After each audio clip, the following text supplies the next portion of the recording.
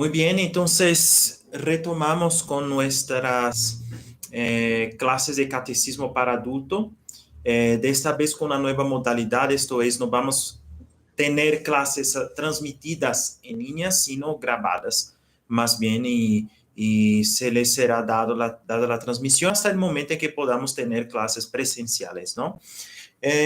Muy bien, entonces continuando el tema, para los que estaban siguiendo nuestra catequesis para adulto, entonces estamos viendo la cuestión de la Iglesia Católica, ¿no? El tratado sobre la Iglesia, en latín, ¿no? El tratado de Eclesia. Bueno, desafortunadamente con el sistema aquí de YouTube yo tengo dificultad de poner entonces la pantalla con los temas escritos, entonces voy a estar más hablando de los temas. Entonces nos quedamos en la cuestión de la lección, empezando la lección de número 55, que tiene como título las cualidades de la iglesia, ¿no? Como si la iglesia tiene ciertas cualidades, la iglesia que nuestro Señor Jesucristo instituyó. Bueno, entonces Jesucristo quiso que adornaran a su iglesia 4 cualidades, ¿no? ¿Qué son esas cualidades? Que fuera visible, perpetua, invariable e infalible. Visible, perpetua, invariable e infalible. Empecemos entonces con su visibilidad. ¿Qué quiere decir cuando decimos la iglesia es visible, ¿no?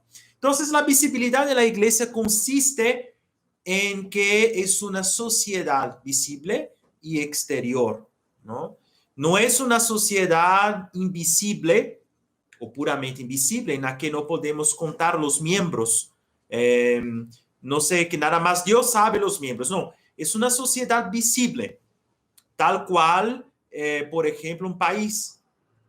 Es una sociedad visible, se puede contar la población de un país, puede ser contada, ¿no? Podemos contar, en México hay tantos habitantes, en cada estado hay tantos habitantes, una institución que es visible, ¿no? Que es identificable. Entonces, igual es la Iglesia Católica, aquí en este mundo por lo menos, decimos que la Iglesia es visible, ¿no? Es una sociedad que puede ser identificada exteriormente, como sociedad perfecta y visible. Entonces, ¿por qué Jesucristo la instituyó? Primeramente con un signo visible para entrar en ella, quiere decir el bautismo. Entramos en la iglesia por un signo, una señal visible, que es el bautismo, ¿no? Siendo el bautismo esa señal sensible, entonces la iglesia tiene un medio visible para que podamos entrar y pertenecer a ella. Igualmente, ella puso en su cabeza autoridades visibles, los apóstoles y sus sucesores, ¿no? Entonces, legítimamente existe, por orden del Señor mismo, una autoridad visible en la Iglesia Católica, ¿no? Que es legítima, ahí actualmente por los sucesores de los apóstoles, el Papa y los obispos, que ejercen un gobierno legítimo, ¿no? Legítimo quiere decir que tiene una autoridad de verdad sobre todos aquellos que son bautizados, ¿no? Tiene una autoridad de gobierno en la iglesia, ¿no? Autoridad de gobernar. Entonces, le procuró a la iglesia medios exteriores de santificación, la predicación, los sacramentos, la obediencia a sus jefes, etc. Entonces, tiene medios exteriores de santificación, ¿no? Sobre todo la predicación, el enseñamiento y los sacramentos, que son señales, signos sensibles y entonces visibles, ¿no? Y esos signos sensibles, visibles, muestran esa visibilidad de la iglesia de Cristo. Entonces, en ese punto hierran gravemente los protestantes porque afirman que fue la intención de Cristo formar una sociedad puramente invisible, ¿no? Entonces, que la iglesia que Cristo fundó para ellos es una sociedad invisible, es la reunión de todos los hombres que creen en Cristo, ¿no? Pero él no instituyó nada que sea exterior, ningún gobierno, ninguna autoridad que legítimamente ejerce, ¿no? Esos son los hombres. Es algo que viene de los hombres. Los hombres se congregan y hacen sus comunidades, ¿no? Pudiendo haber varias comunidades, ¿no? No existe lo que es la unidad de la iglesia, simplemente creemos en Cristo, ya, ¿no? Tenemos la fe en Cristo, todos los que tienen la fe en Cristo, entonces participan de esa iglesia de Cristo. Todo lo que es de sociedad visible es humano, ¿no? Es algo que muchos van a decir es necesario, pero es humano, ¿no? Podemos fundar nuestra propia secta, nuestra propia iglesia, ¿no? Si no estoy de acuerdo, ¿no? Con el pastor de mi iglesia, entonces puedo ir a otra o fundar otra, y etcétera. En el sentido de que, al final de cuentas, la sociedad para ellos es una sociedad invisible, ¿no? Entonces es un error grave, ¿no? Porque es contra el sentido mismo de la existencia de la iglesia de Cristo, ¿no? Entonces Cristo quiso una iglesia que nos enseñara, ¿no? Y que nos procurara los medios para la santificación. Entonces, ¿cómo puedo tener una iglesia puramente invisible? Ella no es capaz de darme esa enseñanza y tampoco es capaz de procurarme los medios de la salvación, ¿no? Por la predicación, los sacramentos, todo es visible, ¿no? Si la iglesia es invisible, entonces no tiene mucho sentido hablar de iglesia al final de cuentas. Cristo quiso que su iglesia fuera visible para que los hombres pudieran verla y oírla, identificarla, es esta. Reconocer su autoridad y acudir a sus sacerdotes. De otra manera, no hubiera podido obligarlos bajo pena de condenación eterna a pertenecer a ella. ¿Eh? Como veo que usted tiene que pertenecer a una iglesia para salvarse, ok, pero bueno, ¿qué hace la pertenencia a la iglesia? No, yo creo en Cristo. Bueno. Segundo, entonces hablamos de la visibilidad. La iglesia es una sociedad visible. Es muy importante para la fe, ¿no? Tener eso en cuenta. La iglesia es una sociedad visible. Bueno, ella no solamente es visible, sino también perpetua. La perpetuidad de la iglesia consiste en que perdurará siempre, para siempre, pues tiene la promesa de Cristo: yo estaré con vosotros hasta el fin de los siglos. Mateo capítulo 28, versículo 20. Yo estaré con vosotros hasta el fin de los siglos. Entonces es una promesa del Señor cuando instituye la iglesia, ¿no? De que la iglesia va a persistir, a perdurar hasta el fin de los tiempos, ¿no? Entonces no es posible que la iglesia en un momento de nuestra historia, de aquí a un futuro, ¿no? Deje de existir, ¿no? Es la promesa misma del Señor. Se dice la perpetuidad de la iglesia. Y de hecho, en varios momentos de la historia, sobre todo en tiempo, ¿no? de la Revolución Francesa, de la Ilustración, ¿no? Pensaron decir un momento en que vamos a abolir el papado, vamos a abolir la Iglesia Católica, y nunca consiguieron, ¿no? Todavía está de pie la iglesia, todavía la institución del papado, del sucesor de San Pedro está de pie, porque así es, ¿no? Como contra el poder de Dios nadie puede, ninguna autoridad puede. Entonces la iglesia debe ser perpetua en razón de su fin, ¿no? Pues debe salvar a todos los hombres hasta el fin de los tiempos. Tiene esa misión de llevar la salvación de los hombres hasta el fin de los tiempos, ¿no? ¿Cómo eso va a ser posible si en un momento de la historia pues deja de existir, ¿no? Dejó de existir, bueno, los hombres que van a nacer a partir de entonces no van a recibir de la iglesia esa misión. Entonces la perpetuidad de la iglesia se llama también indefectibilidad, ¿no? Indefectible significa que no puede faltar, ¿no? Aquí se entiende que la misión de la iglesia es enseñar. Entonces, cuando ella enseña con su autoridad suprema, en materias de fe y de moral, obviamente, cosas que están relacionadas a la salvación de nuestra alma, entonces ella tiene esa prerrogativa, esa recepción del Señor. El Señor la recibe, ¿no? El Señor la sostiene a lo mejor, como el Señor sostiene su iglesia, pues no permite eh, que huya, ¿no?, de su misión. Bueno, entonces la iglesia es invariable, ¿no? Invariabilidad de la iglesia, entonces consiste en que ha conservado y conservará invariable tesoro que recibió de Cristo. A saber, ¿cuáles son esos tesoros? El dogma, la moral, los sacramentos y la organización interna. Aquí, sobre todo, es más importante que el dogma, la moral, ¿no? Lo que dice con relación a la fe y los sacramentos también. También su constitución divina, ¿no?, su estructura esencial, por lo menos, ¿no?, en los obispos, etcétera, sacerdotes, su jerarquía tal cual el Señor dejó. Entonces, el dogma y la moral, ¿no?, el enseñamiento de la fe, pues va a perdurar, va a ser invariable. No existe un cambio sustancial en aquellas verdades de fe. No es posible. Las verdades de fe, aquello que el Señor nos enseñó, nos reveló a través de la escritura y de la tradición, y que la iglesia guarda como un tesoro y lo transmite. Ese tesoro es algo que ya nos fue dado. No es algo que nosotros creamos o inventamos, es algo que es dado, ¿no?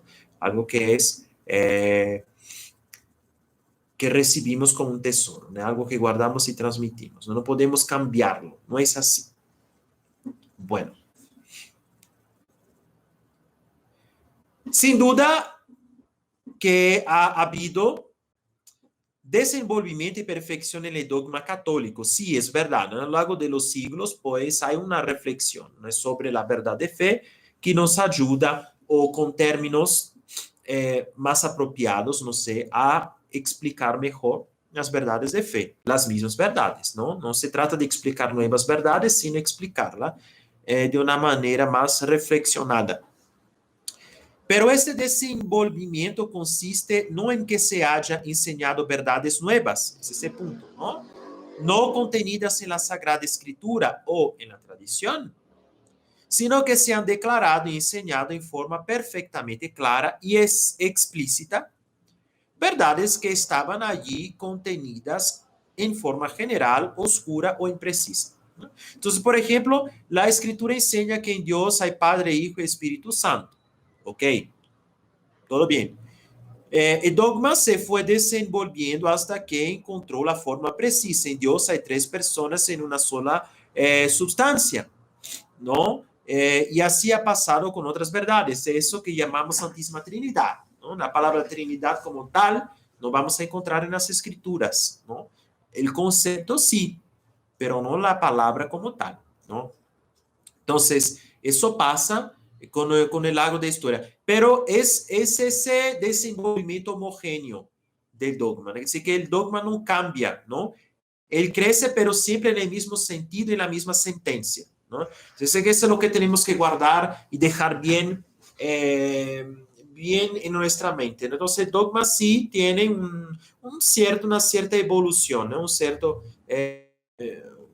Es algo que madura con el tiempo, pero no es que él cambia o que lo que se enseñaba antes pasó a ser algo, algo que ya no vale hoy, algo que ya es diferente, no es así, ¿no? Es que lo que se enseña existe como se dice, un desenvolvimiento, un desarrollo en la enseñanza de las verdades de fe, es verdad, pero siempre tiene que ser en el mismo sentido y en la misma.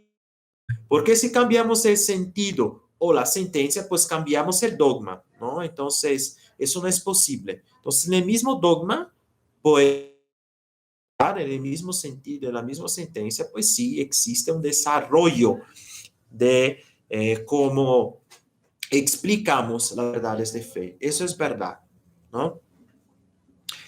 Por fin, su infalibilidad. La iglesia es infalible, no es infalible, perdón.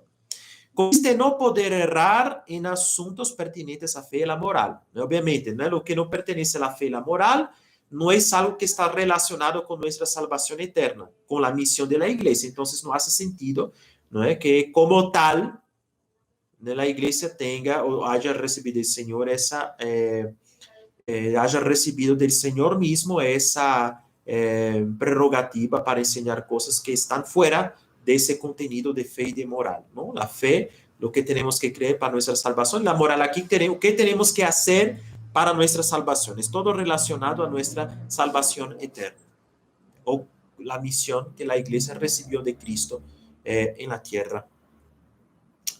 Entonces, la infalibilidad es necesaria a la iglesia porque Dios obligó a todos los hombres bajo pena de condenación a que pertenecieran a ella, ¿no? Que no creyere se condenará. Sí, está en Marcos capítulo 16, versículo también 16. Que no creyere se condenará, pues Cristo no puede obligarnos a creer de manera absoluta en algo que quizás pueda haber error, ¿verdad? No, ¿no? Como lo que Cristo nos obliga para creer para nuestra salvación es algo que es seguro, que es verdadero, no puede ser falso, ¿no? Pero si la iglesia pudiera errar, Dios obligaría a los hombres a aceptar el error, ¿no? Lo que es imposible, lo que repugna a ser de Dios, ¿no? A la sabiduría de Dios, ¿no? Obligar a los hombres a hacer algo que estaría sujeto al error, ¿no? Lo menos en la enseñanza. Bueno, entonces, aquí está en la introducción de la cuestión cualidades de la iglesia. Vamos a pasar al punto siguiente, que es la institución divina de la iglesia, ¿no? La iglesia fue instituida por Dios, institución divina. Que la iglesia sea instituida o creada por Dios se prueba por tres argumentos principales. Entonces, su rápida difusión en el mundo, el testimonio de sus mártires y su prodigiosa fecundidad para el bien. Bueno, dejando para la apologética esta triple consideración, ¿no? Contentémonos con decir una palabra sobre su rápida difusión, ¿eh? Porque la parte sobre